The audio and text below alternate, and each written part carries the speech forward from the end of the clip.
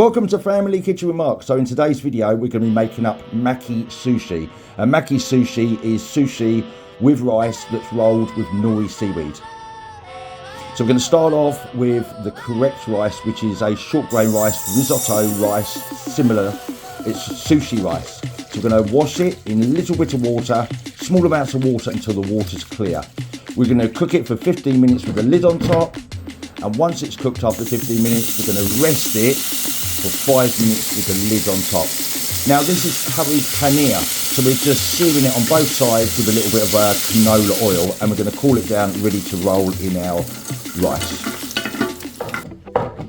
Now we're going to rest the rice for 5 minutes with the lid on top.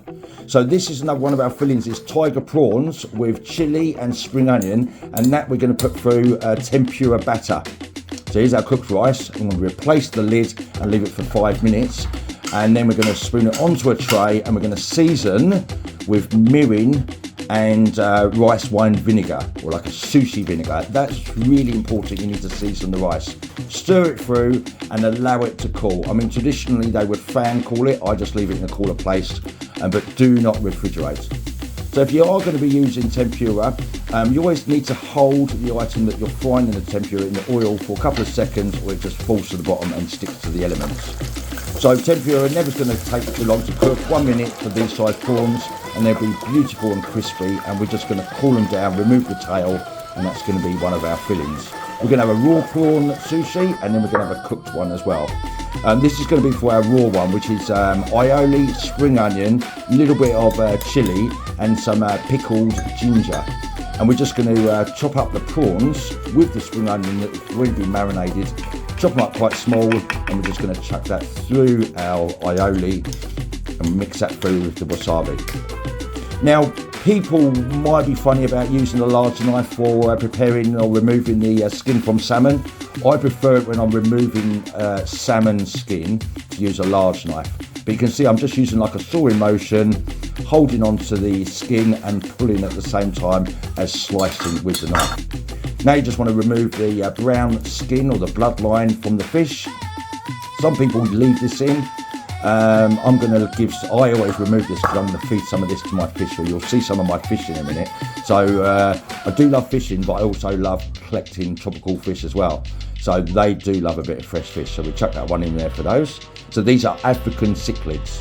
They're from Lake Malawi, most of these. Now this technique is known as the aburi technique, aburi, which basically means flame seared. So it caramelises the oils in the fish. Also the good thing is it does kill bacteria as well. Now I'm a massive fan in having avocado in the sushi, so if I've got salmon, 100% it's going to have the avocado through there as well. So I'm just thinly slicing that. Now one of the things you can do when you're making sushi is put the ginger through the sushi, so when you're eating you just need to use wasabi and soy. I prefer to put my ginger on the side unless it's for a function or something. So this is our curried paneer, and we've just done it with the Japanese mayonnaise and avocado. Now most important, do not press too hard when you're using the bamboo mat. Yes, you want to stick the rice together with the seaweed, but you don't want to press the rice so it's going to be all congealed and too hard. You almost want to eat the rice sushi and have the rice grains quite loose. Now, while we're preparing, and just to soften the seaweed, we always want to put it in a nice, clean, dry cloth while you're preparing the rest. Never refrigerate the sushi if you're going to be eating it, within a couple of hours. It's always best making sushi and never refrigerate. So this is the way with the bamboo mat. Leave a little edge, and I'm just going to use a little bit of water just to seal that last layer of seaweed around the roll. Again, you can see I'm not pressing too hard, not pressing too firm. The second technique is one where the rice is on the outside. So we just put Glad wrap on the bamboo mat, fill as normal. I mean, if you wanted to, you could leave a little edge with the seaweed. It will leave a little black circle, which would be quite nice in the middle. You can obviously design these ones a little bit more professional if you wanted to. I'm just going to go for a nice simple finish because these are mostly for my family. But this is with the, you often see it with sesame seeds on the outside, that one there. Now this is my tool that I bought in Australia, and I'm sure it's very familiar to some of you. This one I absolutely love, and the reason I love this machine so much is because you can put a lot more filling inside than you would do if you're using a bamboo mat. People do use a bamboo mat with large fillings, but they make the seaweed or the sushi itself very, very large, so you can't eat it one mouthful. It's crazy. Now, if you're not a pro, this is the best way, because you can see how easy it is. I'm literally not using the mat. I'm just rolling the seaweed around and a little bit of water, and there we go. You can see like the rice is tight enough, but not too tight that it's compressing. So you can see how much filling. Look, I can barely close it. And that's with the tiger prawns, and that was a bit of hoisin sauce and a bit of Japanese mayonnaise as well. So absolutely delicious. See, just pop it along, back into the paper towel. The rest of the, or clean towel, the rest of the sushi will have softened. The nori only needs about 10 minutes. Now, traditionally, I use different types of soy, depends on what I'm going to be making. I use a Kikkoman soy when I'm serving sushi.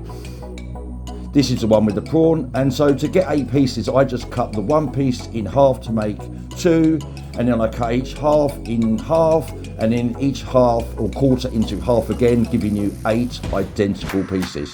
Now, never need to trim the ends. You should always make sure the rice goes to the end. And this is our one with the salmon avocado with the rice on the outside. And you'll see the difference between doing it with the bamboo mat and with the machine. The machine sushi tends to have a lot more filling inside, which is really nice. And this is the one with the that's the paneer. The paneer one was absolutely delightful, and that last one was the seared one, and that's the raw prawns, which was absolutely yummy. Really creamy as well with the Japanese mayonnaise. And here we are. So this will probably serve about 6 people. I mean, we absolutely love it. And that, so the whole lot of that sushi was eaten in the one evening. But oh my goodness, that and some nice tempura prawns really was amazing dinner. Thanks very much for watching. And if you're not following us on YouTube, then please follow us.